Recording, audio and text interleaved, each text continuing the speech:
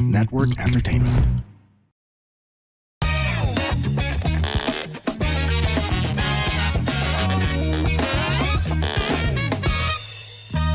Warning! This program is created with adult consent and the content is for entertainment purposes only. Huwag nyo namang seryosohin masyado. Pero kung ayaw nyo ang ilan sa mga topics, okay lang. Please feel free to skip the episode. Baka sabihin nyo, pinilit ko kayo eh. Joke lang. Salamat! Hello and welcome sa another episode ng Punchline with Alex Calleja, Israel Benobra. Ito po si Alex Calleja.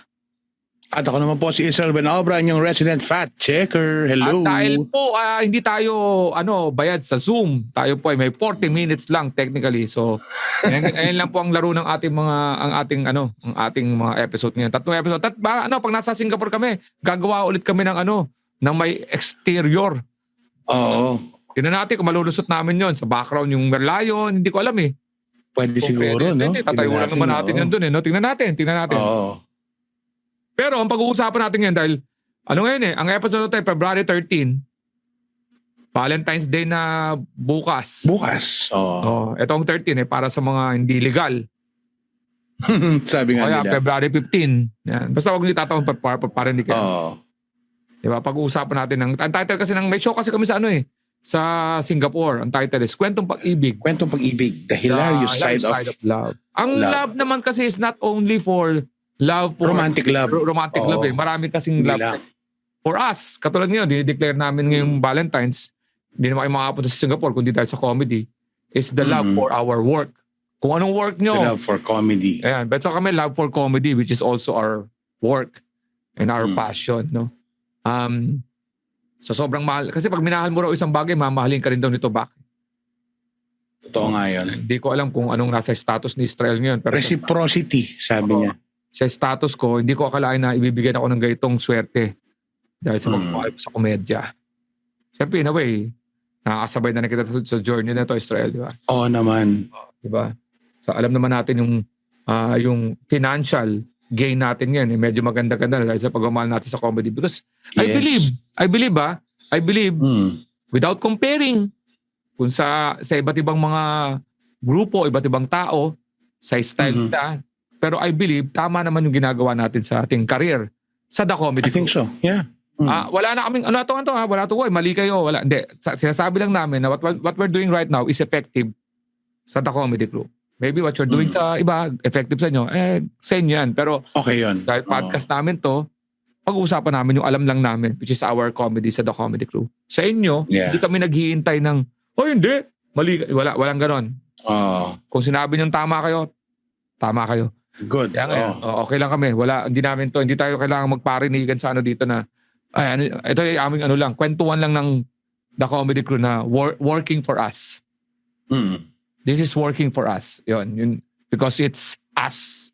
Ito yung nangyayari sa amin at ito yung ginagawa namin at ito yung hinaharap namin. Parang ganun lahat to eh. Actually, kwento lang namin ang aming pagmamahal dito. Ang unang-una siguro, ang COVID natin is simplicity. Yeah. Sa atin, simplicity lang. Ang goal lang wala ako doon. Ang simplicity lang tayo. Ang goal lang natin is aakyat tayo sa stage. Titignan natin ang ating target audience. Tapos, percentage of laughter, meaning 80% na patawa mo. High percentage na patawa mo. Maybe yung frequency mataas. To be yung tapos, napatawa mo sila, napag-uwi. When you say yung frequency, yung dami ng punchline mo versus yung sa tawa na nakuha ng punchline mo. Di ba? May 10 punchline ka, 8 yung nag-fly, 7, very good yun. Very good yun. Sa standard natin kasi malalaman namin pagka laylay ka. And ang kagandahan din sa mga comedians natin, they're beginning to mga comedians understand and accept na yung hindi maganda at magandang set. Hindi natin sinusugarcoat, hindi natin binibaby, hindi natin sasabihin na nice set. Pag di talaga, malinig sa atin, pare, medyo mahina. Minsan, si Yuki ang maganda dyan, no? Nalabas yan, no? Kumusta Yuki? Hindi maganda. Hindi ko gusto yung set ko. Nakakatawa eh. Nakakatawa kasi, ang sarap turuan kasi dapat para matulungan mo, kailangan sabihin niya muna may acceptance muna. Yun. Which is ako rin, ganun din ako pare. Ako rin. Kahit na yung minsan nga yabang dating dahil maganda yung set mo pero meron ka ng standard na siniset. Yun din siguro yung maganda dun sa mga kasama natin. Hindi sa atin dalawa lang, lahat ng comedians ng The Comedy Crew nakaranas na sila nung kung gaano kalakas yung pwedeng ilakas ng set nila, yung mga joke nila. Kaya may standard na silang hinahabol eh. Hindi lang yun. And yun yung standard na yun, nabubuo, personal yun ha. Personal yun. Talagang yun ang hinahabol nila. So maganda nga yung may acceptance na gano'n. Oo, saka ito, isa pang napansin ko is, again, simplicity nga. Yung usapan nating technical, sa atin lang yung comedians. Yung technicalities natin is during our workshop. Ano yan eh. Bound session, mga ano natin, usapang kwentuhan. Pero pagdating sa mga audience, we don't expect them to be as in-depth. Diba? Doon nga tayo minsan na nagugulat pag may audience tayo na alam natin ano yun eh. It's either a comedian or medyo, di ba, nanonood ng mga comedy. Diba? Sa mga nakikinig ngayon tsaka nanonood yung sinasabi naming technical, baka ito example lang sa mga parang technical na nakikita namin. Pero minsan pag may kinausap ko sa audience, nagka-crowd work si Alex o si Israel, nagka-crowd work.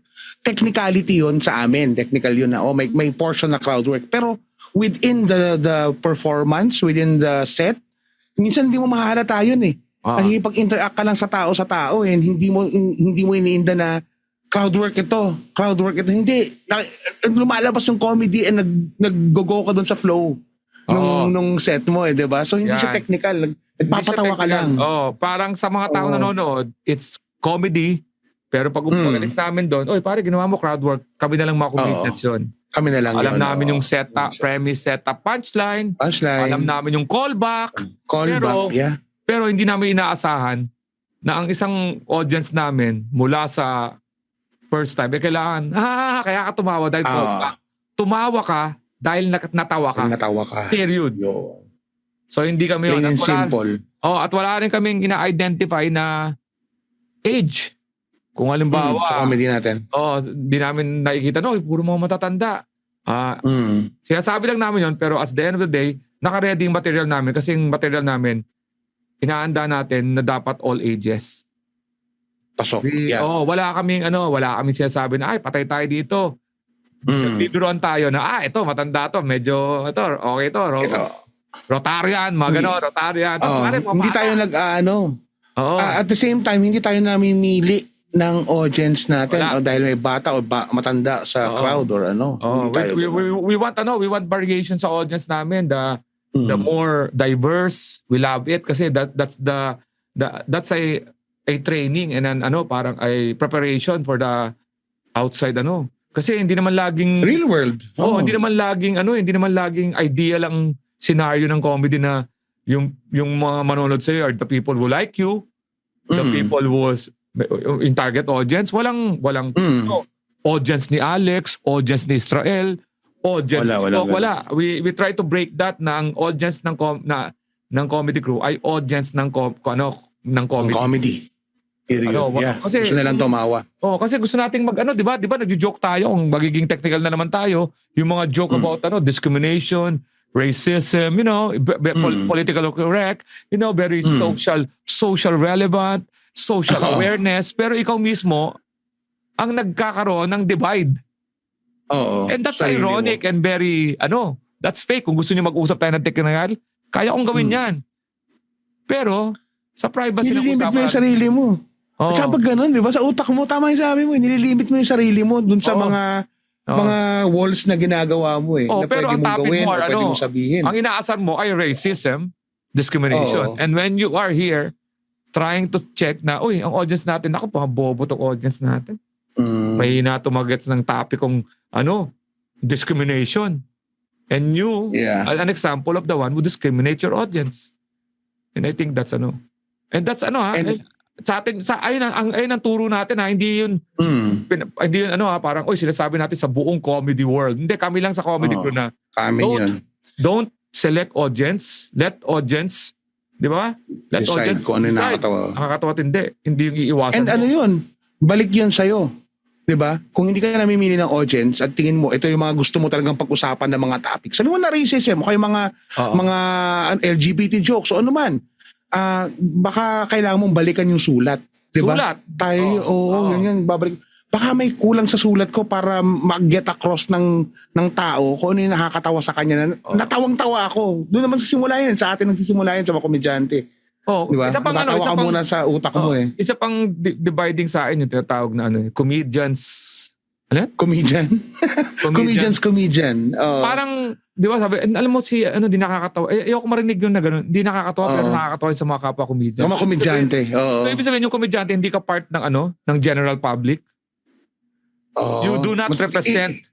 Tinataas mo ba yung sarili mo? You do not Hinihiwalay mo represent ba? a sampling man lang of the crowd nung mga panahon na yun. Totoo eh. So ngayon, kung halimbawa, konti lang ang tumatawa, so ibig sabihin, tayo, a class of our own tayo, kaya may mga Pwede. comedians, may mga comedians. May mga ganun sigurong tao na ganun ang pag-iisip, di ba? Na hinihiwalay nila yung sarili nila. Kaya Diba? pag ako narinig, tinawag nila, Lex, ano mo, comedian ka, whatever, anong tawag na. Medyo malulungkot ako kasi ibig sabihin, di ba? Sa inyo lang ako nakakatawa, hindi sa tao. Ang target ko naman yun So kung halimbawa, ang galing mo kasi magsulat Kung talaga magaling ka magsulat, dapat ang proof nun is dapat maraming tumatawa. Yes. Kasi kung igagaya natin sa Amerika ang ating diversity ng natin, pwede kang magkaganyan kung sa ibang bansa na malaki ang population. Where kasi di sa na matured na yung comedy audience. Sabihin natin, ang Pilipinas kasi kasi Pilipinas ka lang Hindi naman kasi one step at a time. Pero kung ayun ang tatarget mo, ang konti ngayon na manonood sa'yo. Kasi sa Amerika kasi may malaking population to follow that kind of Parang pwede kang maging ganun na, hindi, ito lang talagang comedy ko Pero malaking audience pa rin, malaking chunk pa rin ng audience yun sa ibang bansa na makaka-sustain ang karir mo. People will still watch you, di ba? Pero dito kasi, pag ganyan, ang hanap kasi dito para dito kasi reverse Parang sa sa payak na kaalaman ko dito sa sa ibang bansa kasi pag parang yung step ka parang pataas ka ng pataas tapos pag nakilala ka pwede ka nang magsalita ng kung ano-ano. Yeah. Diba? Dito kasi sa atin build mo na yung sarili mo. Dito kasi sa atin magpatawa ka. Tapos pagdating ng mga comedy ka pa rin, pero wag ka muna magsaseta ng masama. Kasi re-reverse ka. Parang ganoon. Parang hindi ko alam yung paano ipaliwanag na maayos, no? Pero dito kasi sa atin dapat ang tina-target mo para magkaroon ka ng pangalan is yung clamor. Yung attendance.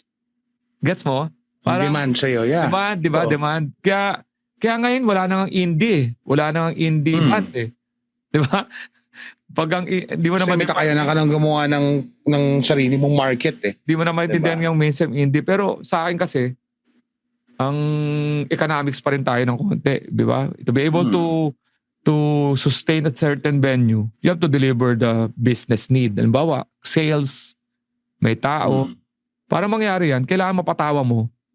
Whether you like it or not, majority pa rin ng tao. Yeah. Diba? Kasi mamimili ka you'll be able to use your voice someday. Dadaan ka sa posisyon na yun para may karapatan ka na to experiment. Diba? Yeah. Ayun ang dito Kaya doon ako concerned sa mga sa pinaghihirapan natin tayo, di ba? Kasi ang kalaban natin yung mga comedians na yung kumakanta. Di ba? May mga, di ba? Nakukuha nila yung audience na mahilig sa music and then gustong tumawa Yun ang may kakayang magbayad din. Tapos kailangan mo rin makuha yung mga nasa middle class pataas na medyo ang gusto rin ng comedy. Kailangan mo i-combine yun Hindi mo kailangan mamili Kasi pag tinanggal mo isa, it will have a large chunk. Matatanggalan ka ng large chunk. Wala sa'yo. Yeah. And naniniwala pa rin ako na hindi pa rin tayo, ako personal ko tong paniniwala, hindi pa rin tayo mainstream as yung stand-up comedy na ginagawa natin. The type of live performance comedy na ginagawa natin, hindi pa rin yung mainstream talaga. Ang mainstream pa rin talaga is yung nakagisnan nating comedy. And walang masama doon dahil may demand doon at doon nag-i-enjoy ang majority ng mga tao. Yun ang nakikita ko talaga. So yun, It's up to us kung paano natin i-promote and propagate yung type of comedy natin. Kaya doon ako natakot yung pagdedivision, label ng mga comedy. Oy, yung tayo sa atin mismo galing. Halimbawa, oy, naku, di ba nagagalit ako pag tinawag? Pang matalino kasi yung joke nyo Ayoko marinig yun kasi parang sa political, natin yun landscape natin yun Now off yung mga tao na, very mataas lang parang kinaklas mo di ba? Pag hindi tumawa, bobo. Parang gano'n. Mga-off sila Di ba, we're trying to pare-pareho nagbayad ng ticket yung mga yun, ha? liligawan. Halimbawa. Ano muna natin sila? Tawagin muna sila sa bahay, pasok muna sila. Hindi yung nasa gate pa lang, nagsasabi na kagad tayo, paano tayo lalaki Weed out ka. Wag ikaw. Diba, dapat pasok muna. Pag nasa loob na, saka natin gawa ng paraan kung paano mapapatawa. Hindi yung parang kinaklasify natin. And then, we debate the port. But magkataka tayo ngayon. Ba't ang tagal ng progress ng stand-up comedy? At babalik tayo sa The Comedy Crew. Kaya tayo sa Comedy Crew ganon. Kasi we eliminated that thinking. Kaya nga tayo nakakapag-perform sa kung saan-saan. Saan-saan, di ba? Saan-saan. Yun ang gusto kong sabihin. Kung saan-saan talaga. Corporate Totoo. show, ibang bansa. Kasi nga, we developed that. That's a practice for us. Wala tayong adjustment yan. Because hindi naman natin naman sa may corporate show. Pag dating natin, sandali po, tanggalin niyo po yung mga empleyadong iba. Kasi hindi po. Ngayon, ang gagawin mo, para ma-justify mo yung walang kwenta naman talagang corporate show. Hindi naman considered dyan as... Wag ganun. Why say that kung hindi nag-work sa'yo? Huwag natin i-demo. Tama ba yun? I-demonize. Huwag natin siraan isang bagay na hindi nag-work. Kasi hanap na lang tayo ng dahilan. Di ba? Corporate, just pera-pera lang yan Hindi And totoo, pera siya. Pero hindi ka magkakapera kung hindi mo ma-entertain din yung tao. You might be paid now, once, yung susunod. Pero representative yun Diba representative ng market yun Yung naaabutan mo sa corporate is a challenge for you to make them laugh kasi nga hindi sila aware. Di sabihin you have to win them. So it's a challenge. Pero hindi mo dapat siya sabihin na hindi naman yan, basihan yung corporate. Mahirap talaga yan Alright. Welcome to the Halo Halo Show. We're on a quest to save Manila traffic from boredom. Quest? What are you, Frodo? Shh, I'm trying to tell them about our podcast. On a quest to save Manila traffic from boredom. Yeah, I'm bored. Can you do better? Okay. Welcome to the most awesome podcast in the whole universe. Maybe not the universe. Listen to the Halo Halo Show, where we talk about what's trending in the Philippines, among other things. Yeah, we talk about our lives, make fun of each other, and we really will save you from boredom. Yeah, it's our quest! Grab your swords! And your headphones. Listen to the Halo Halo Show. Stream it on all your favorite podcast platforms. Sa atin, pare, sa 10 pinunta natin ng corporate, I think, lahat halos successful tayo, no? Maganda lang ginalabasan. Bibihira yung hindi. Saka umuulit, di ba? Talagang maganda yung feedback. Yes. So, yun naman. Kaya naman ang ibig lang sabihin namin, simplicity sa comedy, love comedy, and it will love you back and make it simple. Kaya ang kanta natin ngayon dyan, wag natin gawing complicated. Tingnan nga natin ang complicated na kanta na yan. Ito, Complicated by Avril Lavigne in 2002. Siya, sabi niya, chill out what you yelling for. Lay back, it's all been done before. And if you could only let it be, you will see. O, di ba? Ganda lang. Pasok na pasok. I like you the way you are. When we are driving in your car and when you're talking to me one-on-one, but you become somebody else around everyone else. You're watching your back like you can't relax. You try to be cool. You look like a fool to me. Tell me, why do you have to go and make things complicated? Yun, di ba? Sabi ko sa'yo, simplicity. Be yourself. Simplihan lang. Huwag mong adjust yung dahil, ito narinig ko ito nabasa ko ito yung sabi ni ito yung no. Find yourself, be the comedian you want, pero you have to adjust doon sa demand ng audience na nagbabayad sa'yo. Kung matigas ang ulo Patawa mo, ka pa rin. hindi magbabago ang audience Totoo, para pare. sa'yo. Oo. Totoo. Okay? Hindi tayo, Yeah. we're trying to win them over. And Mm. we're just trying to educate them on the proper listening, 'di ba? Don't talk. Yan, yung mga technicalities yan eh. Pero other than that, sa perception ng comedy, wala talagang yan. Wala talagang yan. Make them laugh. Yan! Pero, Kasama yun sa pagmamahal mo sa comedy dapat eh. oo. Pero nag-uusap din. Sana may oras pa tayo, no? Titignan ko yung oras Ano ba? natin. Mukhang mabilis na naman to. Di sama na natin. Ay, suggest sa sama pagka-classify, ay yung matanda. Mm. Sabi nila, yung audience ko raw, Alex Calye, matatanda. Abay, masalamat po Ah. ako. Dahil ang sex bomb dancers po ay nagsosold out kasi ang kanilang mga audience are nag-mature na at they have the capability to pay. Yun. Nasalubong ko rin it's sa true. Winford. Yung nag-show tayo, isang banda sabi, Lex, sabi ko, ang ganda ng mga kanta nyo. New Wave ba? Men, eto ngayon na mabenta. Sabi nila, yung banda, yung Wave Nation. New Wave. So, Oo. yung mga joke na yan, pagka may mga throwback joke ka rin, ang benta sa mga niyan. Kaya yung mga show mga natin, matatanda yung nanood. Karamihan matatanda. Pero sa Oo. Winford lang yon. Tinignan natin, di ba? Puro matatanda. Actually, for the past 10 shows natin, parang 3 out of the 10 shows ang parang may mas matatanda majority. Oo. Hindi ko nakita siya na Oo. sa Turning Tides, so isang gabi. Isang May gabi. matanda, Hindi lang. Oo. Sa na Noctos, nagbata na yung mga crowd natin. Oo. 19 East, ganun din. Mga Ganun couple, din. ganun. Tapos may mga bata, pamilya. Okay ako doon. Ang isa sa mga pinost ko, kakapost ko lang, yung nakita mo yung nagpa-picture tayo, may lumapit na Yes. nakatungkod, matanda. Yung pila. Oo, nakapila. First time down, may nag-post doon first time niya nakita may pila at nagpa-picture, nag-set ng isang, kasi bawal sa casino ang magpaano eh. Pa-picture. Mag-picture. Totoo po yun. By the way, Oo. may nagtanong sa akin, ba't nag-perform ko sa casino? Casino po, venue. Hindi po ako nag-promote ng Yes. casino. Casino po is venue. Parang hotel po yun. Kaya lang, hindi ko naman i-ignore na isa siyang casino. Pero hindi ako nag-promote. At hindi na ako doon sumigaw para hindi naman ako si Jesus na wawasakin ko yung mga table na, oh no! Di ba? Nag-perform lang ko kami doon.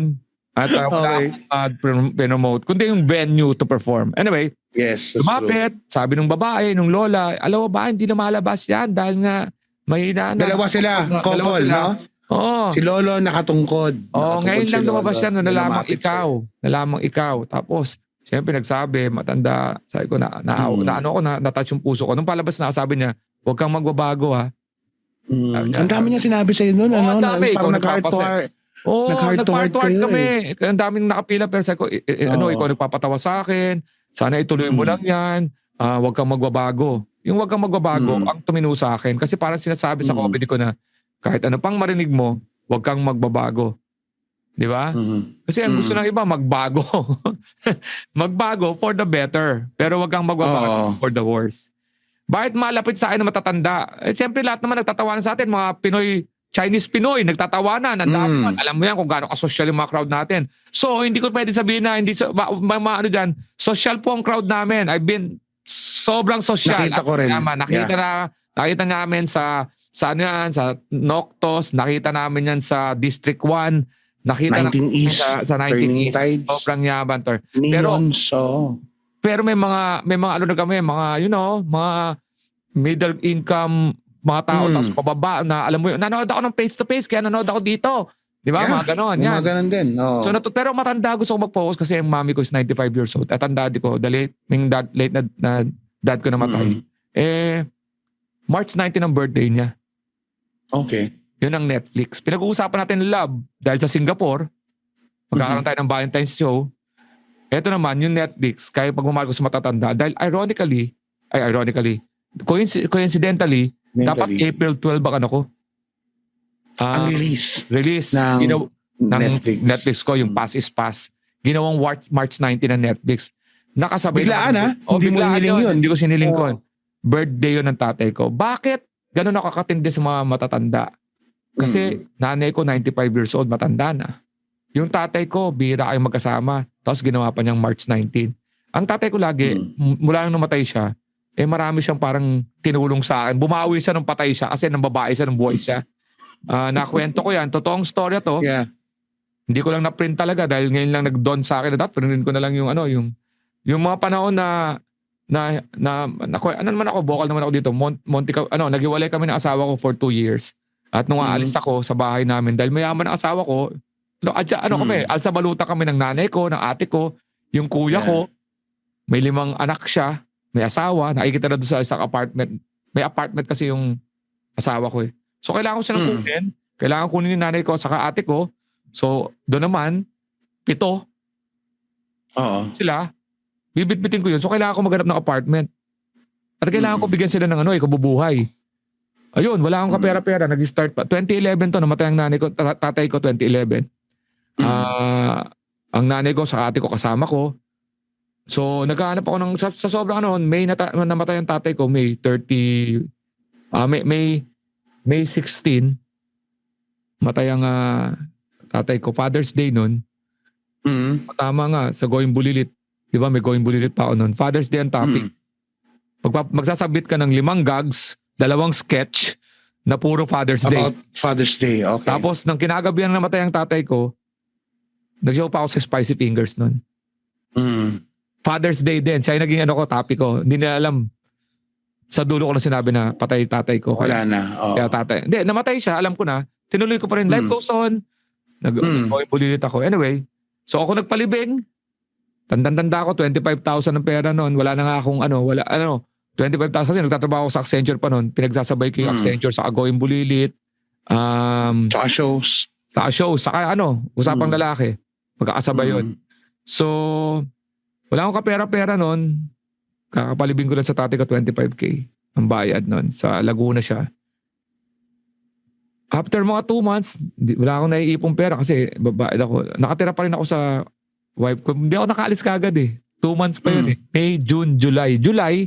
Sabi ko nakakaya na magtagal dito kasi nga hindi na kami okay. Naglalakad ako sa Eastwood. Sa mga nakakakita sa akin yan, nagbebenta ako ng pack lunch noon eh. Artista na ako pero nagpa-pack lunch ako noon 2 building. Nagde-deliver ako ng mga pagkain. Pagkita ko sa ATM ko, nakwento ko na to doon sa ibang mga show pero liliwalagin ko yung kwento.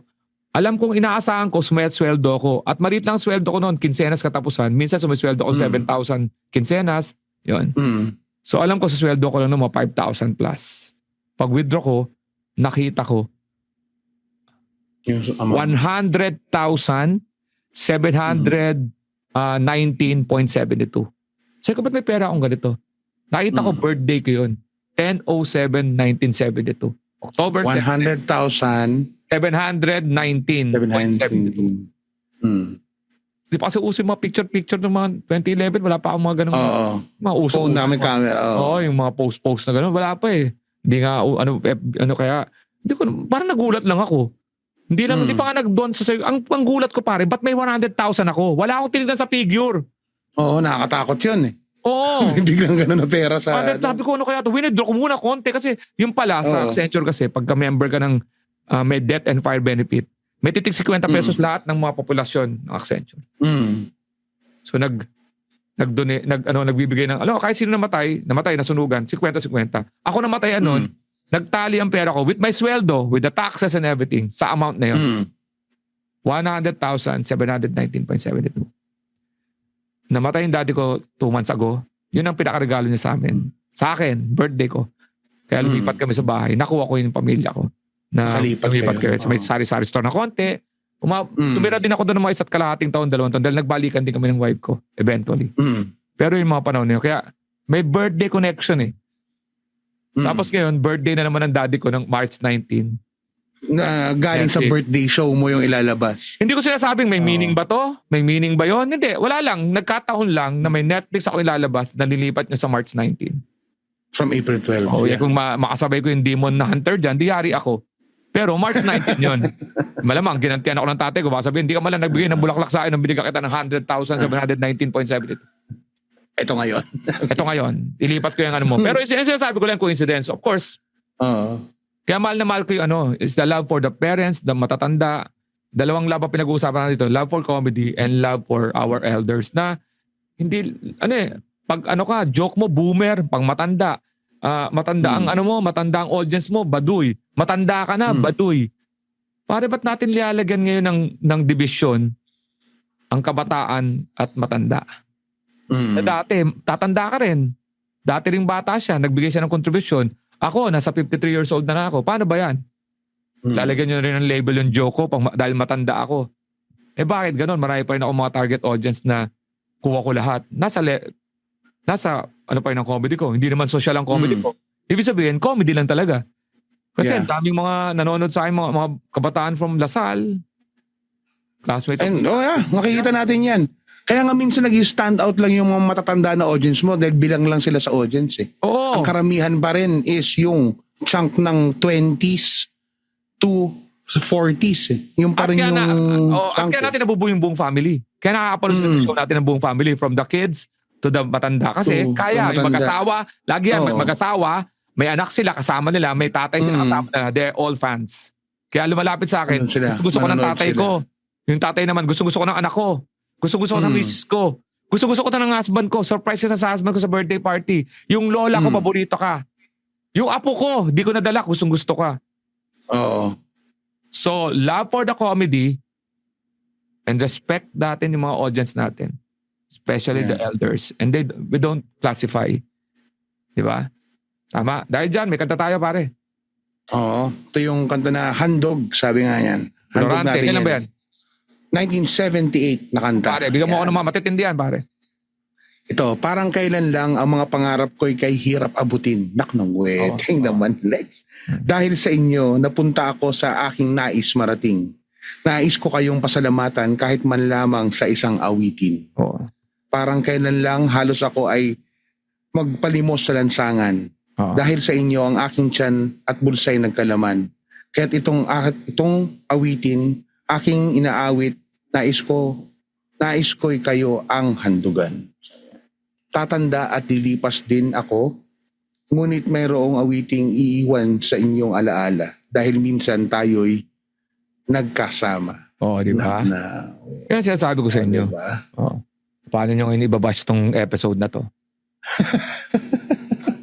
It's a tribute Involve talaga. namin yung matanda ngayon. Oo. Di ba? Pero anyway, happy Valentine's sa mga nanay at tatay. Yakapin nyo yung mga magulang nyo habang kasama nyo pa. Nanay na lang, yakapin nyo. Tatay na lang, yakapin nyo. Huwag nyo hintayin na nasa ilalim na ng lupa. Saka kayo iiyak, magbibigay ng bulaklak. Tapos i-disrespect nyo, makikita nyo sa audience. Ay, baduy, may matandang nanonood. Baduy talaga ang audience. Huwag nyo basusin ang matatanda dahil dyan po may mga pera at 20% discount po yan. Oo, Kaya nga tutusin 20% discount pa sila sa amin, ha? Kaya diba? sinasama yan ng mga pamilya para magkaroon ng 20% discount. Discount. Diba ngayon ang bayaran ngayon, kinukuha yung mga ID. Atin yung mga ID. PWD. Kaya respeto. Isama-res lang natin. Huwag natin gawing komplikado ang comedy. Papatawa, yeah. Let's simplify it. At let's love our elders. Okay? Mahalin nyo ang matatanda dahil minsan sila ay naging mahalagang contributor ng ating society. Ngayon naman, sa pawala, dapat irerespeto natin sila. Diba, pare? Oo naman. February 13 ngayon, nasan dyan kami sa Singapore sa February 15. Utang na loob, wala pang masyadong bumibili. As of February 2. So, 4 p.m. and 7 p.m. February 15 sa Allianz Francas. At ticketmaster.sg po ang bilhin ng ticket.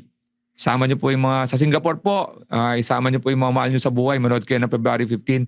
Tapos po, magkita-kita tayo sa Adelaide, sa Australia, March 6. March 6. Yan, yes.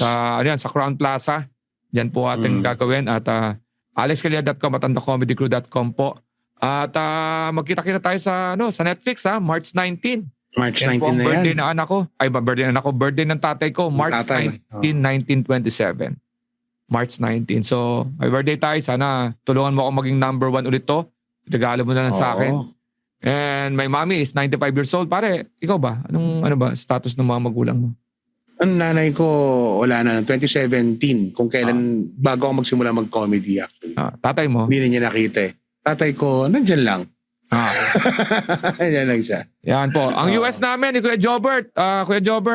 Usapan ng laki, USA 2026. Yan po, March 13. 8 shows. March 13, San Francisco. March 14, Cerritos. March 15, Las Vegas. March 20, San Diego. March 21, Houston. March 22, Dallas. March 27, Chicago. And March 28, Portland. Po. Maraming salamat po sa mga sumuporta sa atin. Sepat Credit for financing needs sa mga goals nyo. Sharp, Symmetry, Pilates Studio, sumuporta sa atin sa sa Singapore. Singapore. 555 para sa mga, alam mo na, Gilboards, Katingko, PLDT Home, at Cebu Pacific. And yun, maraming salamat po sa mga sumusuporta. Gawin nating mataas tong itong ating Punchline with Alex. Kaya marami pa yung pagkukwento ni paring Israel. Yan, okay. Ito po sa Punchline with Alex Calya. Spread the laughter, not the virus. Stay safe, stay healthy. Pare, be kind, peace na tayo lahat. Huwag na kayong mag-isip ng malapit ng magunaw ang mundo dahil sa mga leaders. Ingat-ingat tayo. Di ba? Stay safe, stay healthy. We are always happy to serve. Serve.